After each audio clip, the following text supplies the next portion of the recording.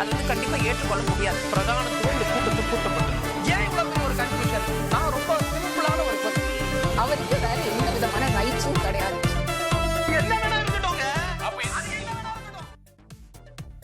நேர்பட பேசு நிகழ்ச்சிக்கு உங்கள் அனைவரையும் அன்போடு வரவேற்கின்றேன். இன்றைய நிகழ்ச்சியில் நாம் விவாதிக்க இருக்கக்கூடிய தலைப்பு என்பது பியூஷ் கோயல் அவர்கள் விஜய் குறித்த ஒரு விமர்சனத்தை முன்வைத்திருக்கிறார். அவர் சொல்வது என்ன அப்படின்னா, திமுகவுக்கு எதிரான வாக்குகளை பிரிக்கவே விஜய் தனிச்சு போட்டியிடுறார். கிட்டத்தட்ட விஜய்க்கும் திமுகவுக்கும் ஒரு மறைமுக கூட்டணி இருக்கிறது அப்படின்னு அவர் சொல்லியிருக்கிறார். அந்த விமர்சனத்தை முன்வைத்து தான் நம்ம தலைப்பை கட்டமைச்சிருக்கிறோம். யாருடைய வாக்குகளை பிரிக்கிறார் விஜய், இதுதான் தலைப்பு. நான் விருந்தினர்களை உங்களுக்கு அறிமுகம் செய்து விடுகிறேன். பத்திரிகையாளர்கள் வந்திருக்கிறாங்க. திரு பாக்கி அவர்கள், வணக்கம் பாக்கி. திரு பிரியன் அவர்கள், வணக்கம் பிரியன். அரசியல் ஆய்வாளர் பெருமாள் மணி அவர்கள், வணக்கம் பெருமாள் மணி. திரு கோட்டீஸ்வரன் அவர்கள், வணக்கம் கோட்டீஸ்வரன்.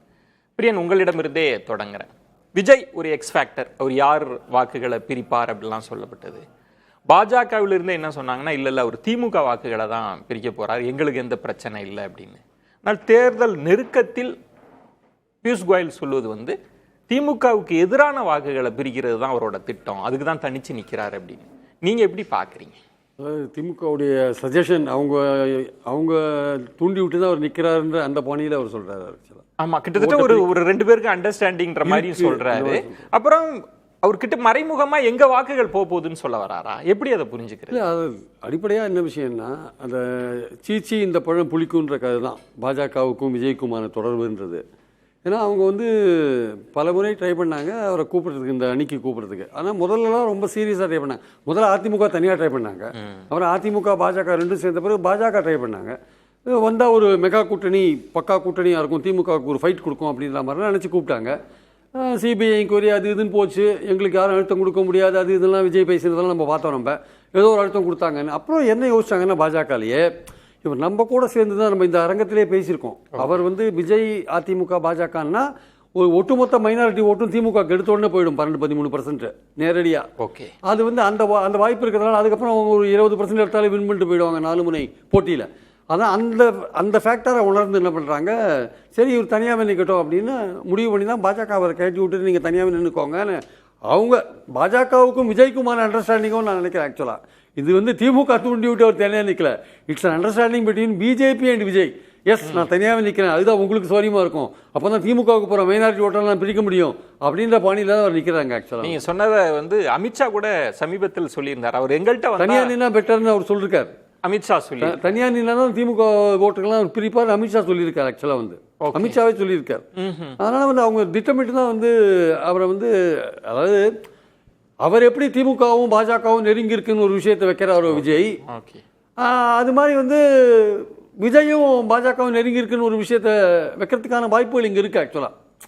அதனால் பாஜக சொல்லி தான் அவர் தனியாக நிற்கிறாரு, அவர் திமுகவுக்கு போகிற மைனாரிட்டி ஓட்டை பிரிக்கிறதுக்காக தான் நிற்கிறாரு அப்படின்ற ஒரு விஷயம் இருக்கு. ஆனால் ஃபேக்ட் என்னன்னா, நம்ம ஒரு அப்ஜெக்டிவாக பார்த்தோம்னா அது எப்படி இருக்குன்னா, விஜய் நிற்கிறாரு, அவருக்கு ஒரு பெரிய ஆதரவு இருக்குது. அது எந்த அளவுக்கு ஓட்டாக வரும், 12%, 10%, 8% தெரியாது.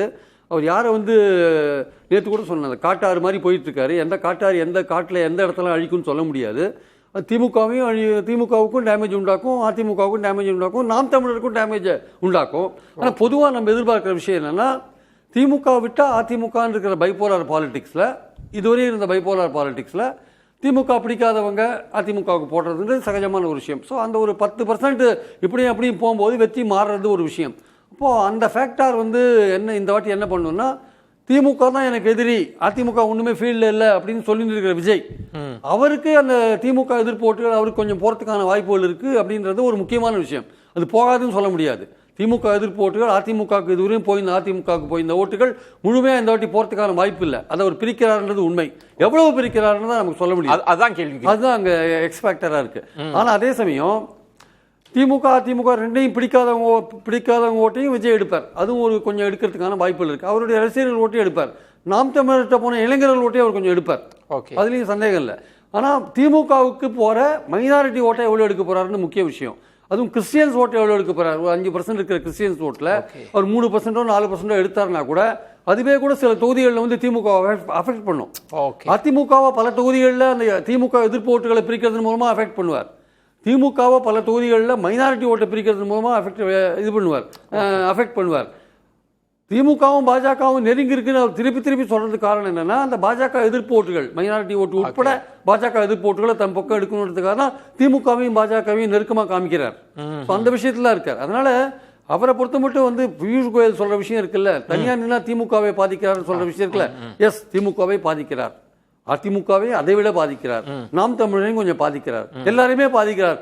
எந்த எக்ஸ்டென்ட்டுக்கு பாதிக்கிறாருன்னா அதுதான் எக்ஸ்பெக்டர். ஆனா பியூஷ் கோயலோட சந்தேகம்ன்றது எங்க அணிக்கு வர வேண்டிய வாக்குகளை பிரிக்கிறதுக்கு தான் திமுகவே அவரை தனியா அணிக்க வச்சிருக்கின்ற தன்மையில அவர் பேசுறாருல்ல. அவங்க அணிக்கு போற வாக்குகளை வந்து அவர் தனியா நிற்கும் போது பிரிக்க வேண்டிய ஒரு நிலைக்கு தள்ளப்படுறாரு. ஏன்னா அவர் திமுக, எனக்கும் திமுகவுக்கும் போட்டியை என்னைக்கு சொல்றாரோ, தனக்கும் திமுகவுக்குமான போட்டியை கூர்மைப்படுத்துறாரோ, அன்னைக்கு வந்து அந்த ஓட்டு வந்து திமுக எதிர்ப்பு ஓட்டு பிரியறதுக்கான வாய்ப்புகள் இருக்கு. அது நாம் தமிழருக்கும் கொஞ்சம் போகும் வச்சுக்கோங்க. நாம் தமிழருக்கும் கொஞ்சம் போகும், விஜய்க்கு நிறையவே போகும். நாம் தமிழருக்கு போறத விட விஜய்க்கு நிறையவே போகும். அதனால வந்து நிச்சயமா வந்து அதிமுகவுக்கு வந்து ஒரு பாதிப்பு இருக்கு, அதிமுக கூட்டணிக்கு ஒரு பாதிப்பு இருக்கு. அது திமுக சொல்லி தான் அவர் நிற்கிறதுன்னு கிடையாது. அது இவங்க வந்து அவரை கூப்பிட்டு ஒரு கூட்டணி அமைக்க பார்த்தாங்க. அதுல உள்ள ஆபத்தை உணர்ந்து ஒரு தனியா நின்னாலே திமுகவுக்கு ஆபத்து உண்டாக்குவார்னு தனியா போய் நில்லுப்பான்னு சொல்லிட்டாங்கன்னு ஒரு பேச்சு. உண்மையிலேயே சொல்லிட்டாங்களா இல்லைன்னு தெரியாது. அதெல்லாம் இப்ப நிக்கிறத பாத்தீங்கன்னா ஒரு திமுக அணியும் டேமேஜ் பண்ற அளவுக்கு தான் அங்க இருக்காரு அவர் ஆக்சுவலா. ஆனா அதை வந்து அந்த ஃபேக்டரை வந்து கண்ணை மூடி மறைச்சிட்டு திமுக காரனை கேட்டா அது அதிமுகவுக்கு தான் பாதிப்பு பண்ணுவாங்க, அதிமுக காரனை கேட்டா திமுகவுக்கு தான் பாதிப்பு பண்ணுவாங்க, நாம் தமிழர் கேட்டா இல்லைங்க எங்களுக்கு ஒண்ணுமே கிடையாது, எங்க கிட்ட இருக்கலாம் கமிட்டட் கேடர், அவங்க 2 பேருக்கு தான் பாதிப்புன்னு சொல்லுவாங்க. உண்மை என்னன்னா இந்த 3 பேருக்குமே பாதிப்பு இருக்கு. எந்த எக்ஸ்டென்ட்டுக்கு பாதிப்பு இருக்குன்றது தேர்தல் தான் சொல்லும். அது யாருக்கு அதிக பாதிப்பு உண்டாக்குன்னு தேர்தல் தான் சொல்லும். பெருமாள் மணி, இப்போ பியூஷ் கோயலோட பேச்சுல ஒரு அரசியல் தன்மையா நீங்க கவனிச்சீங்கன்னா, இப்போ விஜயினுடைய நரேஷன் எப்படி இருக்கு, திமுக அணி வெர்சஸ் தாவேகா, அவர் திரும்ப டிஎம்கே வெர்சஸ் டிவிகே அப்படின்னு அதுக்கு தொண்டர்களையுமே பயிற்றுவிச்சிட்டாரு. அப்போ கோல் போஸ்ட்ல 2 முனைக்கு அவர் செய்கிற போது, இப்போ பிரியன் சார் சொன்ன மாதிரி அதுல அதிமுக பாஜக அணி எங்க இருக்குன்ற ஒரு கேள்வி இருக்கு. அப்ப திமுகவுக்கு எதிரான வாக்குகளை இவர் தான் முன்னின்று வாங்குறாரு அப்படின்னா எங்களுக்கு பாதிப்புன்றத மறைமுகமா ஒத்துக்கிறாரா? அதை எப்படி புரிஞ்சுக்கிறது? ஆமா, அந்த இடத்த நம்ம முன்னமே விரிவா பேசியிருக்கோம் இல்லைங்களா. இப்போ வந்து ஐயா விஜய் வந்து திமுகவுக்கு எதிராக தன்னை பொசிஷன் பண்ணிக்கிட்டே தான் இருக்காரு. ஐயா ஸ்டாலினுக்கு எதிராக தன்னை தொடர்ந்து பொசிஷன் பண்றாரு. அப்போ அவர் முதல்ல குறிவைக்கிறது எது? திமுக எதிர்ப்பு வாக்குகளை தானே குறிவைக்கிறாரு. நீங்க தொடக்கத்திலேருந்து இதை தான் நம்ம சொல்றோம். அப்போ இன்னைக்கு வந்து அதை ஐயா அமைச்சரையாவும் அதை சொல்றாங்க அப்படின்னா, அப்போ அதுக்கு நீங்க என்ன ஸ்ட்ராட்டஜி என்னவா இருக்கு? ஏன்னா திமுக எதிர்ப்பு வாக்குகள் உங்களை நோக்கி வரணும். ஓகே, அப்படிதானே வரணும். இதுக்கு முன்பு அப்படிதான் இருந்திருக்கும். அப்படிதானே. அப்போ நீங்க வந்து ஒரு புதிய சக்தி ஒன்று வரும்போது ஆளுங்கட்சிக்கு எதிரான வாக்குகள் அது பெருகிற இடத்துல அது இருக்கு அப்படின்னா, இப்போ அதில் அந்த ஒரு சொல் முக்கியமான சொல், அது பிரிக்கிற அப்படியா அல்லது வாங்குகிற அப்படிங்கிற இடத்துக்கு நகருதா? இவங்க வந்து ஸ்பாயிலர்ன்ற இடம் தான் அவங்க. ஆனா என்னன்னா அவர் வந்து சமசப்தமா களத்துல நிக்கிறார். திமுக, அஇஅதிமுக, தாவேகா, நாதாகாங்கிற இந்த 4 முனை போட்டியில அவர் வந்து 2 ஆண்ட கட்சிகளுக்கும் ஆளும் கட்சிக்கும் ஆண்ட கட்சிக்கும் சமசப்தமான பலத்தோட வந்து நின்ன பிறகு நீங்க இன்னும் அவர் யார் வாக்குகளை பிரிக்கிறாரு சார்? இது வந்து கட்சி ஆரம்பிச்சப்ப நீங்க பேசியிருக்கலாம் சார், வேட்பாளர்களை போட்ட பிறகு நீங்க பேசியிருக்கலாம் சார். வேட்புமனு தாக்கலுக்கு கூடுற கூட்டத்தை பாருங்க. அவர் இன்னைக்கு எல்லாருக்கும் சமமான ஒரு போட்டியை கொடுக்கக்கூடிய இடத்துக்கு வந்த பிறகும் நீங்க திரும்ப இன்னாரோட வாக்குகளை தான் அவர் பிரிக்கிறாரு, இன்னாரோட வாக்குகளை தான் நீங்க பிரிக்கிறாரு அப்படிங்கிறது வந்து அந்த களத்தையே இன்னும் அவங்க புரிஞ்சுக்காம இருக்காங்களோ? தமிழ்நாடு வந்து ஒரு நடிகரா அவர் வராரு, அவர் களத்துக்கு வராரு. அந்த நடிகர் தமிழக அரசியலுக்குள்ள என்னவா இறங்கி இருக்காரு, மக்கள் மனதில் என்னவா இருக்காரு அப்படிங்கறது அவங்க இன்னும் உணராமலே வந்து இந்த மாதிரி 2 விஷயம் நீங்க சொல்ற மாதிரி போக போக இன்னும் ஹீட்டா உணரலாம். அது எப்படின்றத பார்க்கலாம். அது ஒரு எக்ஸ் ஃபேக்டர் என்னன்னு நமக்கு தெரியல. சிலர் எக்ஸ் ஃபேக்டர்ங்கிறதே தாண்டிட்டாருங்கிற சார். எக்ஸ் ஃபேக்டர் நீங்க எப்போ சொல்லணும்னா இந்த பிரிக்கிறாருங்கிற இடத்துல தான் சொல்லணும். அவர் வாங்குகிறார் சார். 2 தரப்பிலிருந்தும் நீங்க சார் பிரிக்கிறாருங்கிறது ஒரு சொல்லாடல், வாங்குகிறாருன்னு ஒரு சொல்லாடல். நான் என்ன சொல்றேன், விஜய் பிரிக்கிற இடத்தெல்லாம் தாண்டி தனக்கான வாங்குகிற இடத்துல வந்துட்டாரு சார். ஆனா 2 விஷயம் பாருங்க. இப்ப பிரியன் சாரும் அதை சொன்னாங்க. அமித்ஷா அவர்கள் என்ன சொன்னாங்கன்னா, நாங்க விஜயோட அப்படி ஒரு முயற்சி பண்ணவே இல்லை, நாங்க அவரை கொண்டு வந்தோம்னா எங்களுடைய வாக்கு வங்கிக்கு சேதாரம். ஏன்னா அமித்ஷா சொல்றாருன்னா அவருக்கு தெரியாத சோசியல் இன்ஜினியரிங் இல்ல. பியூஷ் கோயலுமே வந்து தமிழக அரசியல் கள அரசியலோடு அவரு இருந்தவர். அமித்ஷாவுக்கு நேர்முரணான ஒன்றை இல்ல. இதே பியூஷ் கோயல் ஐயா முன்னாடி என்ன சொன்னாங்கன்னா, போன முறை வந்திருந்தப்ப என்ன சொன்னாங்கன்னா, அவர் மைனாரிட்டி வாக்குகளை பெரிய அளவில் பிரிப்பார். உங்களுக்கு ஞாபகம் ஓகே, ஆமா. பிரியன் சொன்ன இடம் தான் அந்த அது நமக்கு அட்வான்டேஜ்னு சொன்னாங்க. ஆனா இந்த தடவை என்ன சொல்றாங்கன்னா திமுகவோட அவங்களுக்கு ஒரு அண்டர்ஸ்டாண்டிங் இருக்கு. அந்த ரெண்டையும் நம்ம இணைச்சு பார்த்தோம் அப்படின்னா அப்போ நீங்க ஸ்ட்ராட்டஜிக்கலா என்ன பண்ண போறீங்க? இப்போ இதை எடுத்துக்குவோம், ஐயா சொல்ல அப்படியே எடுத்துக்கிட்டோம்னு வச்சுக்கோங்க. ஓகே, இப்போ நீங்க வந்து திமுகவோட அவருக்கு ஒரு அண்டர்ஸ்டாண்டிங் இருக்கு, அவர் திமுக எதிர்ப்பு வாக்குகளை பிரிக்கிறார் அப்படின்னா அது யாருக்கு தேர்தல்ல சாதகமா போகும்? அவரோட வார்த்தையை நம்ம டீகோட் பண்றோம் அப்படின்னா நான் என்ன சொல்றேன், அவர் பிரிக்கிற இடத்தை விட்டு வாங்குகிற இடத்துக்கு வந்துட்டாரே. ஆனா இப்போ சொல்ற மாதிரி நீங்க சொல்றீங்க அவருக்கான வாக்கு வங்கியை உருவாக்கிட்டாருங்க, இங்க இருந்து எடுத்தாரு, அப்படி ஸ்பாயிலரா அப்படி நீங்க ஸ்பாயிலர். ஆனா பிரியன் சொல்றாருல்ல, இப்ப பியூஷ் கோயல் வந்து திமுகவோடு அவரை கனெக்ட் பண்ற ஒரு மறைமுக கூட்டணின்னு ஏன் இப்ப பேச? சார் இந்த பார்வை எல்லாமே அவர் துணை முதலமைச்சருக்காக பேரம் பேசினார், 60 இடங்களை கேட்டார், இது எல்லாம் நம்ம இவ்வளவு நாளும் பேசிக்கிட்டு இருந்தது எல்லாம் வேற சார். சார் வேட்பாளரை போட்டாச்சு சார், அவன் திமுக அதிமுகவுக்கு இணையா போய் வேட்புமனு தாக்கல் பண்றாங்க. வேட்பாளர்கள் இன்னைக்கு எப்படி களமாடுறாங்க, ஒவ்வொரு சிறிய ஊர்களையும் எப்படி அந்த கட்சி இறங்குது. இன்னைக்கு அவர் பிரச்சாரத்துக்கு வெளியே வந்துட்டாரு, அந்த பிரச்சார கூட்டங்கள்ல எவ்வளவு எழுச்சி இருக்கு. இதெல்லாம் வந்து நம்ம கணக்கில் எடுக்காம இன்னமும் அவர் பிரிக்கிறார். உங்களை பிரிப்பாரா, என்ன பிரிப்பாரா அப்படின்னா மூணாவது சக்தி வந்தாலே இதுதானேங்க. யாரு வந்தாலுமே இவரு யாரு வெற்றியை பாதிக்க போறார் அதுதான் கேள்வி. இவர் ஜெயிக்க போறாருன்றது 60 வருஷமா அது கமலுக்காக தான், விஜயகாந்துக்காக தான், மக்கள் நல கூட்டணிக்காக தான், எல்லா கூட்டணிக்கும் இதுதான். நான் என்ன சொல்றேன், அப்படிதான் நீங்க விஜய மதிப்பிடுவீங்கன்னா மதிப்பிட்டுட்டு போங்க. நஷ்டம் யாருக்குன்னு மே மாசம் 4ஆம் தேதி தான் தெரியும். நீங்க அந்த வரிசையில தான் வைக்கிறீங்க. அவர் பிரிக்க தான் போறாரு, அவர் வாங்குகிற இடத்துல இல்ல, பிரிக்கிற இடத்துல தான் இருக்கிறாருன்னு நீங்க நம்புனீங்கன்னா 60 ஆண்டுகளா இந்த மண்ணை திரும்ப திரும்ப ஆண்ட ரெண்டு கட்சிகளும் அவர் பிரிக்கிற சக்தி, அவர் ஸ்பாயிலர், அவர் எக்ஸ் ஃபேக்டர் அப்படின்னு நீங்க நினைச்சீங்கன்னா அவர் இன்னும் நமக்கு சமசப்தமா வந்து போட்டியில நிக்கல அப்படின்னு நீங்க நினைச்சீங்கன்னா நம்ம யாருக்கும் எந்த நஷ்டமும் கிடையாது. நானும் கோட்டியும் திரும்ப இப்படியே உட்காந்து பேசிட்டு தான் இருக்க போறோம். பிரச்சனை என்ன, களத்துல என்ன நடக்கும்? அவர் எங்க இருந்து வாங்க போறாரு? இப்ப இருக்கிற வாக்குகளை தான் அவர் வாங்கணும். இருக்கிற வாக்கு சார், அததான் நான் சொல்றேன். இப்ப நீங்க அப்ப எங்க சார் 2 பேர்ட்ட இருந்து எடுக்காரு சார், அதை ஏன் பார்க்க மறுக்கிறீங்க? ஏன் என்னன்னா பிரியன் சார் சொன்னதுல முக்கியமான பாயிண்ட்ன்றது அவர் வெற்றி பெறுவாரான்றது இல்ல. இப்ப கிறிஸ்டியன்ஸ் ஓட்டை வாங்குகிற போது அது வந்து ஒரு 1000 5000 ஓட்டுன்னு டிஃபரன்ஸ் இருக்கிறப்ப அது திமுக அணிக்கு டிஸ்அட்வான்டேஜா போகலாம். இப்ப திமுக எதிர்ப்பு வாக்குகள் அவர் அதிகமா வாங்குகிற இடத்தில் அதிமுக ஜெயிக்கணும்னு இருக்கிற இடம் இருக்கு பாருங்க, அங்க திமுக ஜெயிச்சிரும்.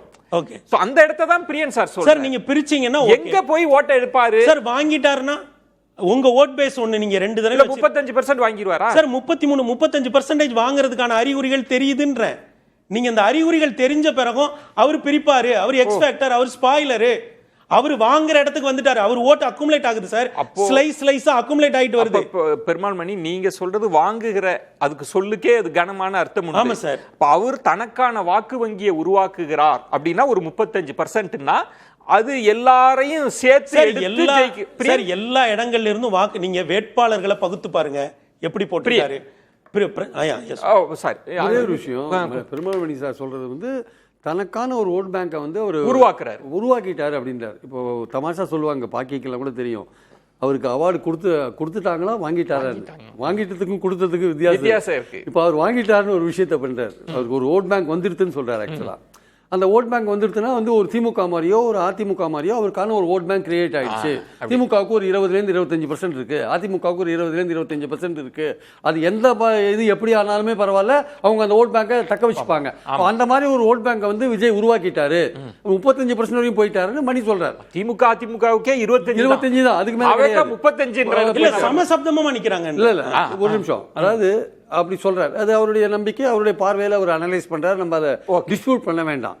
ஆனால் அந்த 30 எந்த டேட்டா அடிப்படையில் நம்ம போறோம், இப்போ பிரிக்கிறது கூட அது டேட்டா கிடையாது, இப்போ 35% கூட டேட்டா கிடையாது, எதுக்குமே டேட்டா கிடையாது, எல்லாமே யூகம் தான்.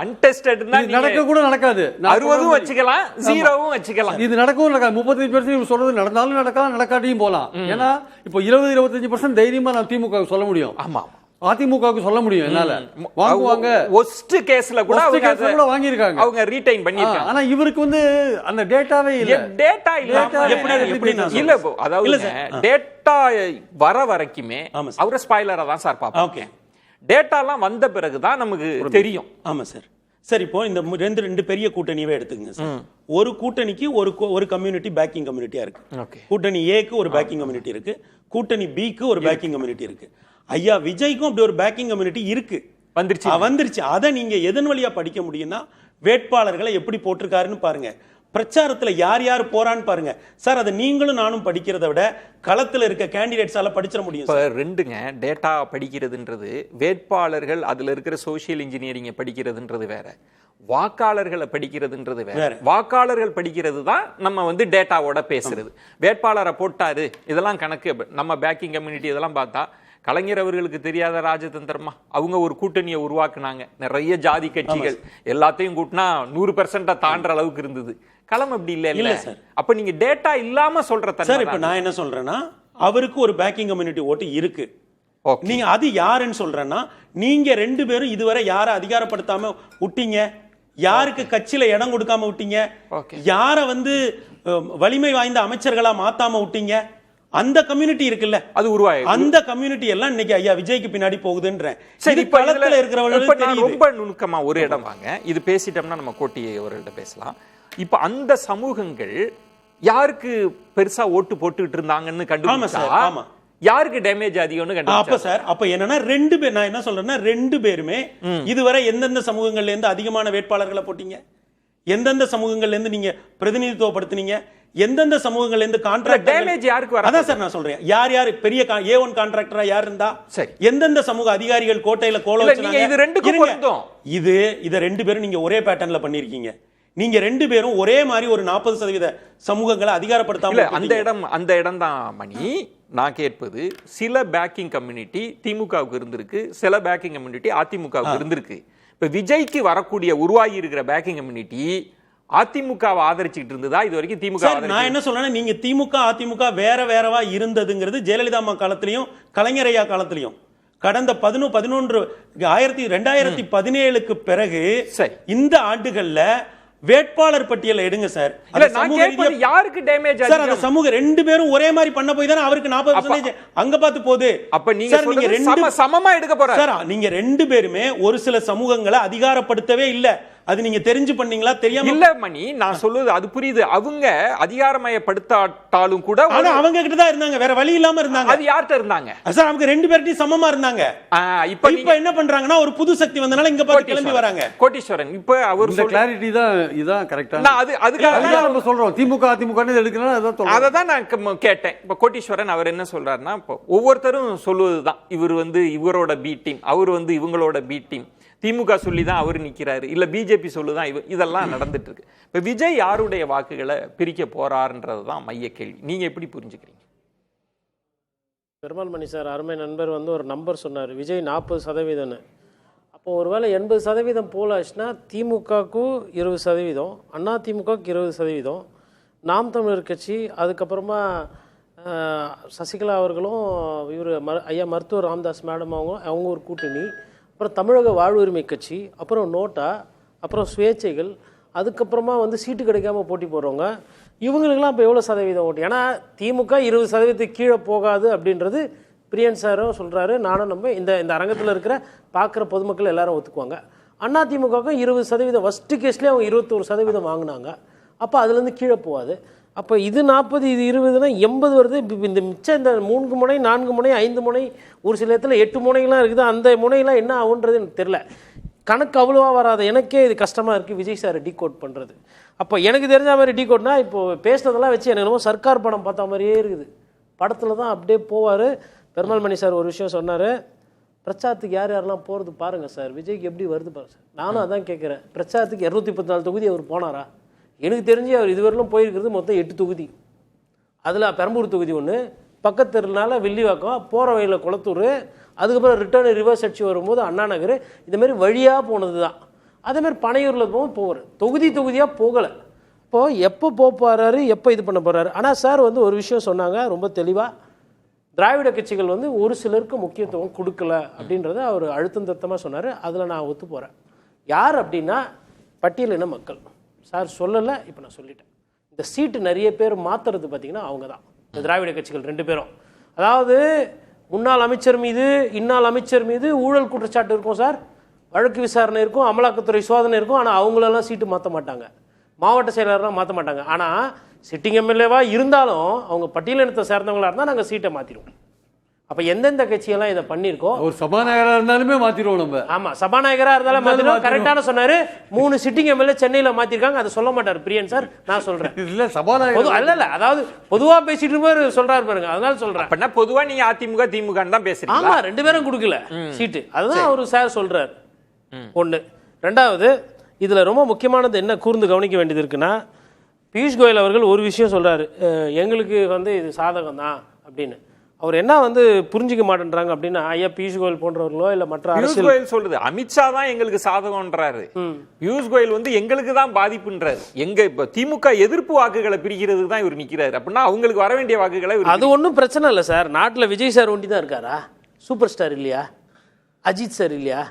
சிவகார்த்திகேயன் இல்லையா? அவங்கெல்லாம் அது எங்கே ஓட்டு போடணுமோ அவர் எங்கே டேமேஜ் பண்ணுறாரோ அதுக்கு ஆப்போசிட்டில் இவங்கெல்லாம் ஓட்டு கூட போட்டாங்கன்னு வச்சுக்கோங்களேன், விஜய் சாரை விட ஒரு அடி ஒரு ஜானு 1 இன்ச்சு மேலே வந்துடும். அவங்க எல்லாம் யாருக்கு போட போறாங்க? அஜித் சார் எல்லாம் யாருக்கு போட போறாங்க? அவங்க யாரா கண்ணு காட்டுவாங்க, உங்களுக்கு தான் வைப்பு பண்ண தெரியும், சாங் போட தெரியுமா, இப்படி கூட திடீர்னு காட்டுவாரு ரஜினி சார். லாஸ்ட்ல கதம் கதம்னு இல்ல கதம் இல்ல. இப்ப சமீபத்துல ஒரு பேட்டியில கேட்டாங்க அரசியலை பத்தினா அவர் கும்பிட்டுட்டாரு. அதான் அப்ப கை சின்ன இல்ல எதனா சொல்லி அனுப்புவாருங்க.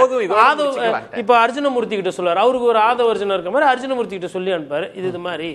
சார் அதெல்லாம் நீங்க எப்படி மதிப்பிடுறீங்க அப்ப கோட்டீஸ்வரன்? அப்போ அவரு ஸ்பாயிலர் இல்லைன்றார், அவர் உருவாக்குறாரு. நீங்க 40 கூட வேண்டாம், 35 தொட்டு அவர் ஜெயிச்சிருவாரு, அவர் சமமா எல்லா பக்கத்துல இருந்து வாக்குகளை எடுக்கிறார். நீங்க எப்படிதான் மதிப்பிடுறீங்க? சார் எக்ஸாமு படிக்க மாட்டேன்றாரு, காலைல இருந்து ஓட மாட்டேன்றாரு. ஸோ ஃபிசிக்கல் ட்ரைனிங்கும் இல்லை, மென்டல் ட்ரைனிங்கும் இல்லை, ஆனால் அவர் ஐபிஎஸ் டிஸ்டிங்ஷனில் பாஸ் பண்ணுவார் எல்லாரும் சொல்கிறாங்க. நான் அதை பார்க்கல, எனக்கு நம்ம ஒரு தேர்வே ஆக மாட்டார்னு தோணுது.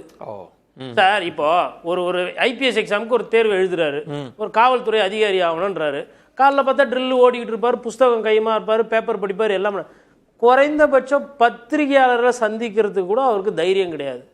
குறைந்தபட்சம் பொதுமக்களை போய் தொகுதி தெருவா வேணாம் ஐயா, தொகுதியாக போய் வாக்கு கேட்கணுன்ற அந்த கண்ணியம் கூட இல்லாத ஒரு அரசியல்வாதி 30 விழுக்காடு 35 விழுக்காடு எப்படி வாங்குவாங்க? அது மக்கள் எப்படி அதை புரிஞ்சுக்குவாங்க? இவங்க எந்த தைரியத்தில் இருக்காங்கன்னு தெரியல. நான் என்ன பார்க்குறேன்னா, அவரோட வேட்பாளர்கள் நிறைய பேருக்கு அவர் வந்து உதவி செய்யாமல் அவங்கள பெரிய சங்கடத்துக்கும் பெரிய கடனாளியாக ஆக்கிறதுக்கு அவர் முயற்சி செய்கிறார். அவருக்கு பிரச்சனை இல்லை, இன்னொரு படம் அட்லிக்கு போய் பார்க்கலாம், இன்னொருத்தர் போய் பார்த்தா இன்னொரு படம் அடிச்சிடலாம், பிரச்சனை கிடையாது. இன்னைக்கு திமுக அவங்களும் எதிர்ப்பு இருந்தாலும் நாளைக்கு படம் ப்ரொடியூஸ் பண்ணலாம். இல்லை அதிமுகவில் பெரிய ப்ரொடியூசர் வந்தாலும் அவர் படம் நடிப்பார், அவருக்கு பிரச்சனை இல்லை. யாரோ ஒருத்தர் கருப்பு பணம் வச்சிருக்க போறாங்க, அதை வச்சு எடுக்க போறாங்க, ஃபர்ஸ்ட் டே ஃபர்ஸ்ட் ஷோ. இந்த தொண்டர்கள் இருக்காங்க இல்லையா, இது வந்து ஒரு மாற்றம், இது வந்து நமக்கு கண்டிப்பா வந்து நமக்கு வரும் அப்படின்றது, அதுதான் அங்க சிக்கல். இப்போ அதுதான் வந்து பெரிய பிரச்சனை சொல்றாருல. அந்த கூட்டத்தை கவனிங்க, நீங்க அந்த கூட்டத்தை எளிதில் கடந்து போகணும்னு நினைச்சா போங்க, ரிசல்ட்டுக்கு அப்புறம் தெரிய போகுது. தன்னெழுச்சியா வர கூட்டம், அவங்கள பார்த்து கண்ணீர் மல்க இருக்கிற பெண்கள், அந்த கூட்டத்தை கவனிங்கன்றாரு. அதை எப்படி நம்ம எடுத்து? சரி, அந்த கூட்டம் ஒரு தொகுதியில் எவ்வளவு வந்தது? ஒரு தொகுதியில் 2 லட்சம் பேர் இருக்கிறாங்க சார் வாக்காளர்கள். ஒரு தொகுதியில் என்ன 30,000 பேர் வந்து நிக்கிறாங்களா? சரி, இப்ப புதுக்கோட்டை போறாரு, புதுக்கோட்டையில 6 சட்டமன்ற தொகுதி, திருச்சியில 9, மொத்தம் 15 சட்டமன்ற தொகுதியில 2 லட்சம் பேர் மொத்தமா அப்படியே வந்து நின்னாங்களா? அது வந்து ஒரு நம்பர், அவ்வளவுதான். அதே நம்பர் திருப்பி வராங்க. ஏன்னா வரும்போதும் அப்படி பார்க்கணும்னா, இதுவரை அரசியல் கட்சிகளுக்கு வராத வகையில பெண்கள் தன்னெழுச்சியா வராங்க, அப்படி பாருங்கன்னு சொல்றேன். இளம் பெண்கள் வராங்க, பெண்கள் தன்னெழுச்சியா வராங்க. அதை நீங்க எப்படி புரிஞ்சுக்கிறீங்க? அது மத்த கட்சிகளுக்கும் அதுக்கும் அந்த வேறுபாட்டை நீங்க கரெக்ட் சார், அவர் சொல்றது உண்மை. இந்த பிரதான கட்சிகளுக்கு வராங்க, தலைவர் வந்து பேசிக்கிட்டே இருக்கும்போது போயிடுறாங்க. விஜய் சாருக்கு வந்தா இருக்கிறாங்க. நான் என்ன சொல்றேன்னா, நாளைக்கு தனுஷை கூட கூட்டிட்டு போங்க, தனுஷ்கோ இதே மாதிரி கூட்டம் வரணும்னா என்ன கேளுங்க. இல்ல இது என்ன இது? இல்ல களத்துக்கு கூட்டம் தானே நீங்க பேச்சு. நான் வந்து கூட்டம்னால நீங்க எப்படி தனுஷையும் விஜயும் கம்பேர் பண்ண கூடாது? ஏங்க அவர் நடிகர், இவர் தேர்தல்ல இவரும் தான் சார் நடிச்சிட்டு இருக்காரு. இது சார், இவர் ஓட்டு கேட்டு நிக்கும்போது ஒரு நீங்க சொன்னீங்க ஃபார்ம் எல்லாம் ஃபில் பண்றாரு. ஓட்டு கேட்டு வர்ற கூட்டத்தை ஓட்டு கேக்குற தலைவர்களோட தான் ஒப்பிடணும். ஐயா நான் முடிச்சறேன். ஓட்டு கேக்குற தலைவர்களோட தான் ஒப்பிடணும். நீங்க கூட்டத்தை பத்தி பேசுறீங்க, அதனால சொல்றேன் சார். நான் சொல்றேன், எப்படி பிரச்சார ஃபார்ம் சார், ஃபார்மே சரியா ஃபில் பண்ணாம கொடுக்குறாங்க சார். பெரம்பூர்ல வந்து எனக்கு வந்து வயசு 52 சார். நான் திருச்சி வந்தா ஒரு பிரச்சார கூட்டத்துக்கு வர்ற கூட்டத்தையும் பார்வையாளரா வர்ற கூட்டத்தையும் ஒப்பிடலாமா? இல்ல சரி, அதேதான். அப்ப அது ஒண்டி ஓட்டா மாறும். நீங்க பாக்கி அவர்கள்ட்ட அது எப்படி பிரச்சார கூட்டம் மணி காத்துருங்க. ஓட்டி கேக்குறது கரெக்ட். திமுகவும் அண்ணாதிமுகவும் ஓட்டா மாறுவாரன்னா இங்க கேள்வி. சார், பிரச்சார கூட்டத்துக்கு வராங்க. பாக்கி அவர்களோட கருத்து வாங்கி ஷூட்டிங் வேடிக்கை பார்க்க வரல, இல்ல பிரச்சாரத்துக்கு வராங்க. இப்ப ஷூட்டிங் இருங்க, கரெக்டான எடுத்து வந்தறேன். பாக்கி ஷூட்டிங்ல பெர்மிஷன் கொடுக்க மாட்டேங்கறாங்க. நான் பாக்கி ஷூட்டிங்ல பெர்மிஷன் கொடுத்தா கூட்டம் வரும். நீங்க எப்படி பாக்குறீங்க? உங்களோட அப்சர்வேஷன் என்ன? பியூஷ் கோயலுடைய ஸ்டேட்மெண்ட்னோட ஒரு பகுதியை மட்டும் தான் அனலைஸ் பண்றோம். அதாவது he has been brought in to split votes against them. அதாவது திமுகவுக்கு எதிரான வாக்குகளை பிரிப்பதற்காக அவர் களம் இறக்கப்பட்டார் ஸ்டேட்மெண்ட்ல அதை வச்சு தான் விவாதிக்கிறோம். ரெண்டாவது சென்டென்ஸ் உண்டு, அது மிக முக்கியமாக நான் பார்க்குறேன், என்னுடைய வியூ அது. அதாவது ensure that anti DMK votes do not fragment, இதுதான் பாயிண்ட். அவர் வலியுறுத்துறது என்னன்னா திமுகவுக்கு எதிரான வாக்குகளை விஜய் பிரிக்கிறாருங்கிறது ஒரு பொதுவான ஸ்டேட்மெண்ட்டு.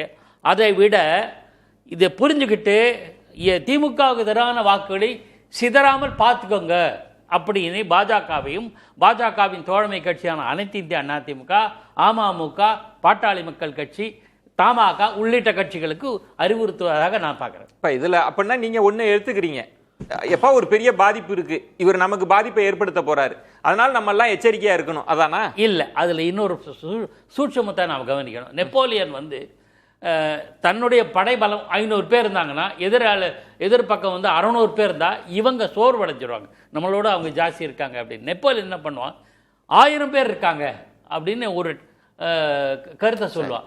எல்லாரும் 1000 பேர் இருக்காங்கன்னு களத்துக்கு போனா 600 பேர் தான் இருப்பாங்க. ஆக்சுவலாக இவங்க 500 பேர், இவங்களோட கூடுதல் இருந்தாலும் 1000 பேரை எதிர்பார்த்துட்டு பலமா தயார் நிலையில் போற வீரர்கள் அந்த 600 பேர் அடிச்சிடுவாங்க. இது ஒரு வரலாற்றில் நடந்த சம்பவமாக நான் படித்திருக்கிறேன். அது மாதிரியான ஒரு உத்தியை பியூஷ் கோயல் கடைபிடிக்கிறாரோ? என்ன உத்தி?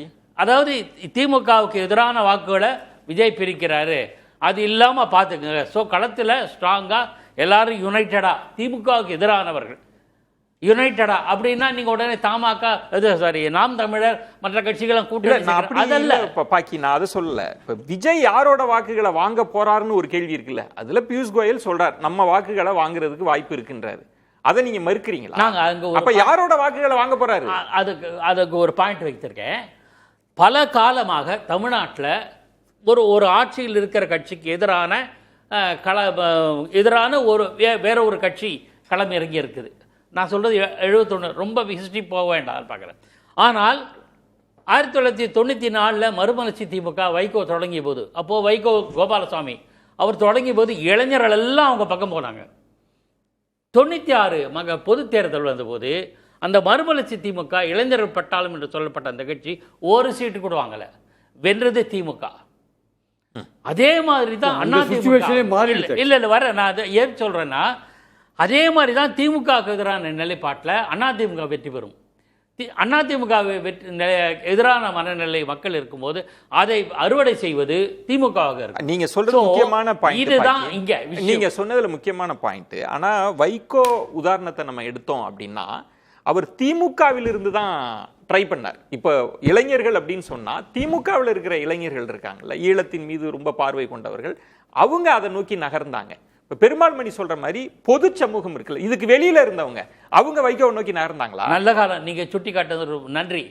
விஜயகாந்த் அப்படித்தானே வந்தாரு, தேமுதிக தான் அடுத்த பலமா வந்தது, ஸ்பாயிலரா இருந்தாரு, அதிமுக வெற்றி வாய்ப்புக்கு காரணமா இருந்தார். ஆனால் சூழல் யாருக்கு சாதகமாக அமைந்தது? அனைத்து இந்திய அண்ணா திமுக. கடந்த 2021 சட்டப்பேரவை தேர்தலில் கலைஞர் கருணாநிதிங்கிற ஆளுமையும் செல்வி ஜெயலலிதா அம்மையார் என்ற ஆளுமையும் இல்லாத சூழலை எடப்பாடி பழனிசாமி அப்பதான் அரசியலுக்கு நம்ம புதுசா தெரிஞ்ச பேர். 17க்கு அப்புறம் 2017க்கு முன்னாடி என்ன தெரியாது இல்ல, அப்பேற்பட்டவர் ஆட்சி நடத்துறாரு, தேர்தலை முதல் முறையாக சந்திக்கிறார். இரட்டை தலைமை, இவ்வளவு பல்வேறு குழப்பங்கள், அப்போ ஏகப்பட்ட பிரச்சனைகள் இருந்தாலும் பலத்த வலிமையான எதிர்கட்சியா வந்தார். இல்ல ஸ்டாலின் தான் முதலமைச்சர் வந்தார். இப்போ நீங்க விஜயகாந்த் அவர்களை அளவுகோலா எடுத்தீங்கன்னா, அவர் முதலாக களம் காண்றாருல, அதான் நம்ம அங்கதான் ஆசிட் டெஸ்ட் எடுக்க வேண்டியிருக்கும். அப்ப அவர் யாரை டேமேஜ் பண்ணார்? விஜயகாந்தால் பாதிக்கப்பட்டது யார்? அப்ப அனைத்து இந்த அதிமுக வாக்குகள் கணிசமாக குறைஞ்சது. ஆனா அரசியல் ரீதியா தேமுதிக ஆளும் திமுகவுக்கு எதிராகவும் களமாடி இருக்கு, அதை நம்ம கவனிக்கணும். இதே இல்ல அதுதான் நான் கேட்கறது. விஜய் தன்மையில தான் விஜயகாந்த் வரார், அவர் 2 பேருக்கும் மாற்றுன்னு சொல்லி தான் வராரு. ஆனா யார் அவர் பெருசா டேமேஜ்? இங்கதான் சார் என்னோட பாயிண்ட் வர்றேன். ஆளும் திமுகவுக்கு எதிராக திரண்டு வருகிற வாக்குகளை பிரித்து விடாதீர்கள், பிரிப்பதற்காக இவர் கொண்டு வரப்பட்டிருக்கார் என்கிற ஒரு கருத்தை முன்வைக்கிறார். சரியா தப்பாங்கிறது ஆகையினால நீங்க ஒன்னா சேர்ந்து ஃபைட் பண்ணணும், தீவிரமா ஃபைட் பண்ணணும். இதுதான் பியூஷ் கோயலோட மெயின் பாயிண்ட். முதல் பாயிண்ட் கூட நம்ம இல்ல இப்ப அந்த இடம் தான் சார். அன்னைக்கு விஜயகாந்த் அவர்கள் முதலில் களம் காண போது அவர் அதிமுகவை தான் டேமேஜ் பண்றார். அப்படிதான் நமக்கு டேட்டா இருக்கு. அதான் டேட்டா இருக்கு. இப்ப விஜய் யாரை டேமேஜ் பண்ண போறார்? இல்ல இப்போ வந்து எதிர்கட்சிகளில் ஓரளவு தாக்கத்தை ஏற்படுத்துவார், ஆளுங்கட்சியும் தாக்கத்தை ஏற்படுத்துவார். நான் ரெண்டு தரப்புலையும் டேமேஜ் இருக்கும்னு நினைக்கிறேன், எதிர்பார்க்கிறேன். நான் நம்ம இல்லை ஆனா பெருமாள் மணி நண்பர் சொல்ற மாதிரி அப்படியே ஓட் பேங்க் கிரியேட் பண்ண மாதிரி இல்லை.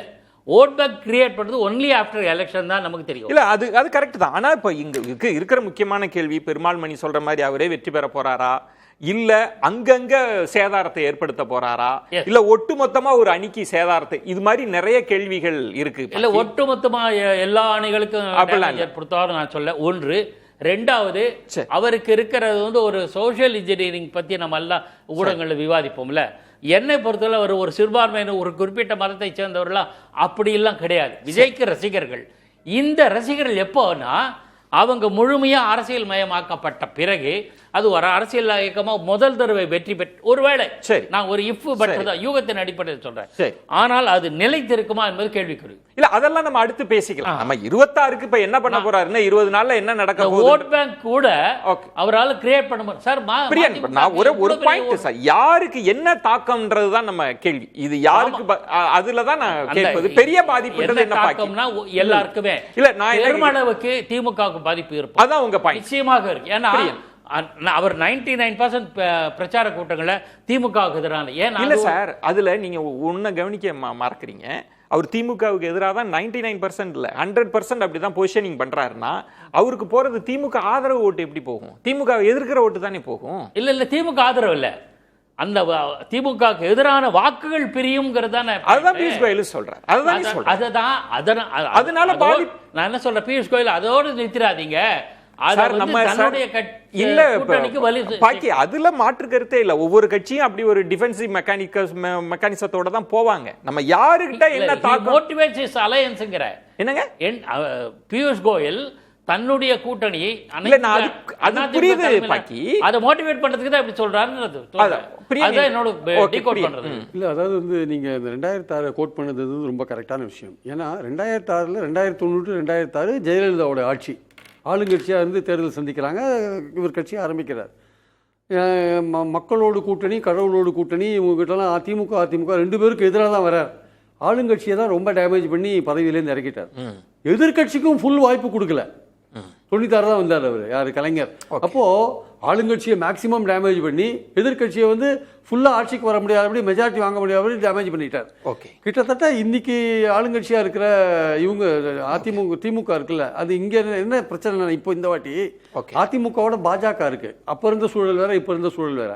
பாஜக அதிமுக ரெண்டும் சேர்ந்து இருக்கும்போது அதுக்கு இருக்கிற எதிர்ப்பு ஜாஸ்தியாக இருக்கிறதுனால ஆளுங்கட்சி வந்து ரொம்ப டேமேஜ் பண்ண வரானது ஒரு சந்தேகத்துக்குரிய ஒரு பேசலாம். கோட்டீஸ்வரன் என்ன தாக்கம், யாருடைய வாக்குகளை பிரிப்பார்னு சொல்லலாம், அல்லது விஜய் வந்து இந்த எலெக்ஷன்ல என்ன தாக்கத்தை ஏற்படுத்துவார்ன்ற ஒரு கேள்வி நீங்க எப்படி மதிப்பிடுறீங்க? கிட்டத்தட்ட ஒரு 35 நிமிஷம் பேசிட்டோம் சார். கேட்ட கேள்விக்கு யாராலுமே பதில் கொண்டு வர முடியல. அப்போ கொஞ்சம் யதார்த்தத்தை போய் பார்க்கணுன்ற மாதிரி எனக்கு தோணுது.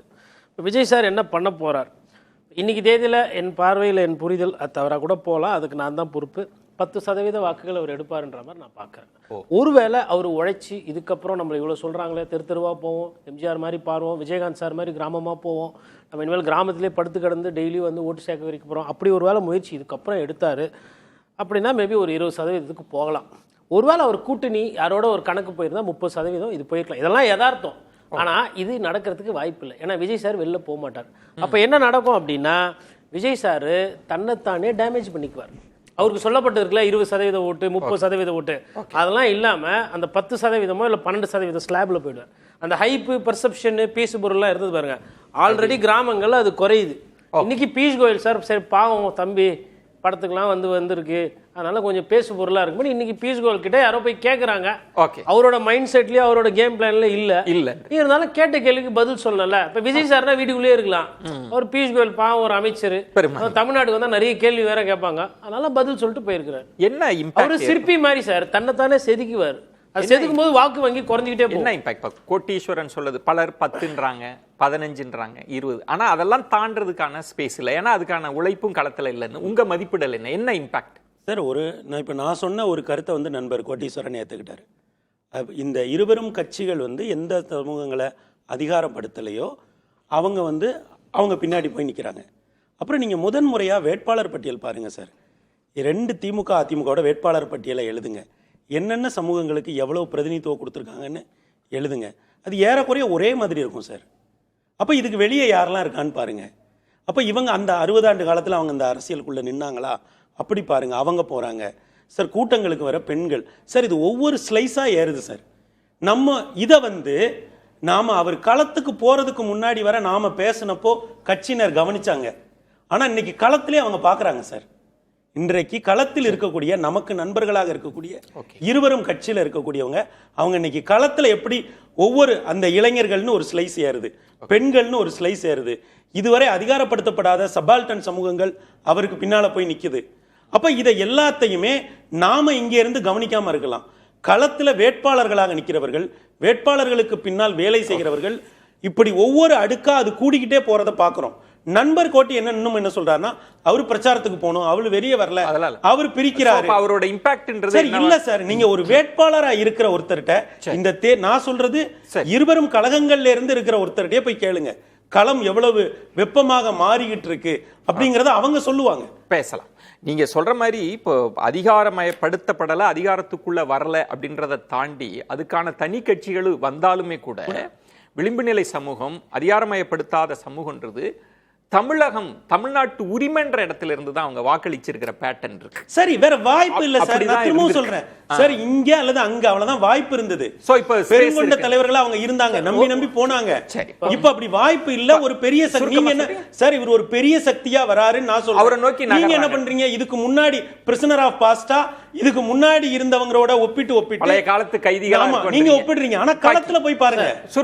பெருமாள் மணி சார் சொல்றது ஒரு விஷயம் 100க்கு 100 உண்மை. என்னன்னா, உங்க கட்சியில சீட்டு ஒண்டி இல்லை. இந்த வாட்டி நிறைய மாவட்ட செயலாளர்களுமே வந்து கீழே, அதாவது விளிம்பு நிலையில இருக்கிறவங்களுக்கு கொடுத்துருக்காரு. அந்த விஷயத்துல நான் உண்மையிலே தாரகத்துல விஜய அது ஓட்டா மாறாதா? எவ்வளவு மாறுதுன்னு பாப்போம். நம்ம பாப்போம். ஒரு ஃபேக்டர் முக்கியமானது, இந்த தேர்தலில் புதுசா 12.52 லட்சம் புது ஓட்டர்ஸ், 18 வயசு நிரப்பப்பட்டவர், இவங்கெல்லாம் இளைஞர்கள். அப்புறம் ஓவராலா இளைஞர்கள் பார்த்தீங்கன்னா கிட்டத்தட்ட 1.18 கோடி பேர் இருக்காங்க. அவங்க மனநிலை என்ன பார்க்கணும். இளைஞர்கள் தான். நீங்கள் விஜயனுடைய கூட்டங்கள் பார்த்தீங்களா, அந்த பிரச்சார கூட்டங்களோ இதுவோ ரசிகர்களோ, நீங்கள் எந்த வார்த்தையோட சொல்லணும், நான் அதுக்கு போக விரும்பலை. எல்லாம் இளைஞர்களாக இருக்காங்க. அந்த இளைஞர்கள் அரசியலாக்கும் போது முதல் முறையாக இவருக்கு ஒரு வாய்ப்பை தருமா. ஏன் அப்படி சொல்கிறேன்னா, எல்லா கட்சியுமே 1957 திராவிட முன்னேற்ற கழகம் தொடங்கிய போது முதல் முறையாக களத்தில் இறங்கும்போது 14% வாக்கு பெற்றார். அப்ப கலைஞர் கருணாநிதிக்கெல்லாம் 30 வயசு 40, அந்த 40 கூட 48 வயசுல சிஎம் ஆயிட்டாரு. அந்த இளைஞர்கள் அதே மாதிரி மதிமுக 5.8 96 வந்தது. இது மக்கள் நீதி மையத்துக்கு கூட கணிசமா 2021 2.6. இதெல்லாம் இளைஞர்கள் தான். இல்ல இளைஞர்கள் மட்டும் அப்படி நீங்க மாற்று. ஆமா, இல்ல நீங்க கமலஹாசன் எடுத்துக்கிட்டீங்கன்னா, தென் மாவட்டத்தை எடுத்து பாத்தீங்கன்னா அவரோட ஓட்டிங் தன்மையே வேறையா இருக்கு. அவர் சிங்கிள் டிஜிட்ல இருக்கு. அர்பன் அது வேற, அது சோஷியல் இன்ஜினியரிங். அதுல ஒரு பாயிண்ட் சொல்றேன். நீங்க மாற்ற எல்லாத்தையும் இளைஞர்கள்னு கொண்டு வரீங்க. அப்படி இளைஞர்கள் இல்ல, சாரி, நான் என்ன சொல்றேன்னா, அர்பன் ஓட்டு சரி, இது நாம் தமிழருக்கு கணிசமா ரூரல் ஓட்டு வந்து, கிராமப்புற ஊரக ஓட்டுகள் வந்து, இதெல்லாம் நான் என்ன சொல்றேன், இதெல்லாமே எந்த அளவுக்கு தாக்கத்தை ஏற்படுத்தும்னா, ஒரு ஆல்டர்னேட்டுக்கு சாய்ஸ் ஸ்பேஸ் இருக்கு. ஆனால் ஒரு தேர்தல்ல இருக்கும், அடுத்த தேர்தல்ல என்னன்னு பார்ப்போம். நம்ம 26 நம்ம ஃபோக்கஸ் பண்ணலாம். நீங்க சொல்றது பேசப்பட வேண்டிய ஒரு விஷயம் தான். பிரியா, நீங்க எப்படி பாக்குறீங்க? என்ன இம்பாக்ட்னு எப்படி பாக்குறீங்க? இல்லை, அதாவது எனக்கு பெருமாள் மணி சொல்றதுல எனக்கு கருத்து வேறுபாடு இருக்கு. அதாவது அவர் வந்து ஒரு குறிப்பிட்ட அந்த வெளிப்படையாக கோட்டி சொன்ன மாதிரி ஒரு கம்யூனிட்டியை சொன்னார். அவர் அந்த கம்யூனிட்டியை வந்து ஒட்டுமொத்தமாக ஓட்டு போட்டால் கூட விஜய் வந்து வெற்றி பெறதுக்கான வாய்ப்பே இல்லை. அதோட பெண்களை கூட்டுங்க, இளைஞர்களை கூட்டுங்க. இதெல்லாம் வந்து ஒரு ஸ்லைஸ் அதுக்குள்ளேயே பெண்கள் இருக்காங்கல்ல, அந்த பட்டியலினத்துக்குள்ளேயே பெண்கள் இருக்காங்கல்ல, அந்த பெண்களையும் சேர்த்துக்க வேண்டியதானே. சரி, 42 தொகுதி இருக்கு சார் எஸ்சி கான்ஸ்டியூன்சி தமிழ்நாட்டில். 42 கான்ஸ்டியூன்சி இருக்கு. அப்போ விஜயுடைய டார்கெட் வரும் அந்த 42 கான்ஸ்டியூன்சி தானா? 2 மலைவாழ் மக்களுக்கு 2 கான்ஸ்டியூன்சி இருக்கு, சேந்தமங்கலமும் ஏற்காடும். அதுதான் உங்களுடைய டார்கெட்டா? சரி, நீங்க குறுக்குறீங்க. ஏன் குறுக்குறீங்க அவரை சார்? இங்க வந்து ஏன் குறுக்குறீங்க? தமிழகத்துல பட்டியலன்னு சொல்லிட்டு ஏன் குறுக்குறீங்க? இல்ல பிரியா சார் சொல்ற மாதிரி இல்ல, ஒரே ஒரு பாயிண்ட் இல்ல பெருமாள் மணி, ஒரு பாயிண்ட் தான். இங்கு சமூக நோக்கோடு வாக்கு வங்கி கணக்கோடு பல முயற்சிகள் இருக்கு இருந்தது. சார். திரு ராமதாஸ் அவர்கள் என்ன சொன்னாங்க, 2 பெருங்கொண்ட சமூகமா நம்ம இருக்கிறோம் அப்படின்னு சொல்லி விசிக பாமக நம்ம ஒரு கூட்டணி அமைப்போம் அப்படின்னு. தமிழ்நாடு இந்த சமூக வாக்கு வங்கி கணக்கெல்லாம் தாண்டி தான் இருக்கு சார், இருக்கு. நம்ம ஒன்ன மட்டுமே அப்படி பிடிச்சிட்டு இருக்க முடியுமான்றது இது ரொம்ப சார். டேஞ்சர் சார், இது ரொம்ப டேஞ்சரான இல்ல சார், இடத்துக்கு சார், போறாங்க. அது வந்து- மணி இருங்க சார், இதுல அதோட வாக்கு- பெண்கள் வாக்கு வீரர்கள் சேர்க்கணும். சொல்ல இருங்க. இளைஞர்கள் வாக்கு இல்ல, சேர்க்கணும். இருங்க. மணி நீங்க ரொம்ப டேஞ்சரான இடத்துக்கு விஜயை தள்ளுறீங்க நீங்க ஆக்சுவலா. அவர்தான் 42 தொகுதிக்குள்ள பட்டியல் சொல்றாரு. என்னன்னு நீங்க ஒரு நான் குறிப்பிட்ட 234 community- தொகுதிக்குள்ள இல்ல, கொண்டு திமுக போறேன். அதிமுகவுக்கு ஒரு குறிப்பிட்ட இனம் வந்து திமுக அதிமுக வந்து அவங்கள கவனிக்கவே இல்லை. அந்த இனம் முழுக்க அங்க பின்னாடி போகுது அப்படின்னா நீங்க ஒட்டுமொத்த மத்த இனத்தெல்லாம் திமுக அதிமுகவுக்கு பின்னாடி தள்ளி விடுறீங்க. அப்ப விசிகாவுக்குலாம் என்ன ரோல் விசிகா இருக்கு? விசிகாவோட ரோல் திமுக என்னங்க? அதிமுக பின்னாடி மத்த கம்யூனிட்டி தள்ளி சார், விடுறாங்க. நான் வந்து இதுவரை நீங்க அதிகாரப்படுத்தப்படாத- அப்படி கொண்டு போனீங்கன்னா சார், விஜய்க்கு நீங்க வேற எப்படி- மாதிரி சார், நான் இது சொல்றத- உண்டாகும், நான் கட்டமைப்பு சொல்றதை நீங்க உண்டாகும். சுருக்குறீங்க. இதுவரை அதிகாரப்படுத்தப்படாத சமூகங்கள், சபால்டன் கம்யூனிட்டிஸ்ங்கற நீங்க ஒரே ஒரு சமூகம் மட்டும் சொல்றீங்க. சார், அதிகாரப்படுத்தப்படாத சமூகங்கள் பல இருக்கு. மதுரையில கூட ஒரு இந்தியாவில் உள்ள ஒரு தேசிய கட்சி இப்படி அதிகாரப்படுத்தப்படாத சமூகங்கள் எல்லாம் கூப்பிட்டு ஒரு கூட்டமே போட்டாங்க சார். அரசியல் களத்துல என்ன நடக்குன்னு பாருங்க சார். சார், நான் சொல்றத நீங்க 42 தொகுதி இப்படி சுருக்காதீங்க, கொஞ்சம் பாருங்க. இதுவரை அதிகாரப்படுத்தப்படாத சமூகங்கள் என்ன எல்லாம் சமூகம் பின்னாடி போகுது. சொல்லுங்க. பெண்கள் நிக்கிறாங்க, இளைஞர்கள் நிக்கிறாங்க. சார், பாக்கி குறிப்பிட்டார்ல நம்ம சார், பேசலாம். சார் 1.25 கோடி ஓட்டு 30 வயசு கீழ இருக்கு. சரி சார். அதுல விஜய்க்கு எவ்வளவு போகும்னு கணக்கு போடுங்க சார். நம்ம கொஞ்சம் பறந்து களத்துல என்ன இருக்குன்னு பாருங்க. பேசலாம். அதிகாரமயப்படுத்தப்படாத இப்ப 10.5 ரிசர்வேஷன் பாக்குற போதே வந்து அதுக்குள்ள இப்ப மதுரையில நீங்க வாக்கு இது இடஒதுக்கீடு கணக்கு பாத்தீங்கன்னா பல சமூகங்கள் இருக்கு, எண்ணிக்கையிலும் குறைவா இருக்கு, ஒடுக்கப்பட்ட தன்மையிலும் குறைவா இருக்கு. இது எல்லாம் சேர்ந்த கணக்கு தான். எல்லாமே ஒன்னோட ஒண்ணு சேரும்ல நம்ம சார். பேசலாம். நிறைவு சுற்று யாருடைய வாக்குகளை பிரிக்கிறார்ன்ற தலைப்பு விஜயை வச்சு நம்ம பேசணும். எல்லாரும் சம்ம பண்ணலாம். பாக்கி உங்களிடமிருந்து ஒரே ஒரு கருத்து சொல்றேன். விஜய் யாருடைய வாக்குகளை பிரிக்க மாட்டார்ன்றது ஒரு தகவல் சொல்றேன். காங்கிரஸ். ஏன்னா அவர் எல்லா பிரச்சார கூட்டத்தில் எல்லாத்திலுமே எல்லா கட்சிகளும் கடுமையாக சாடுகிறார். பாஜக உள்பட, அனைத்து இந்திய அண்ணா திமுக உள்பட.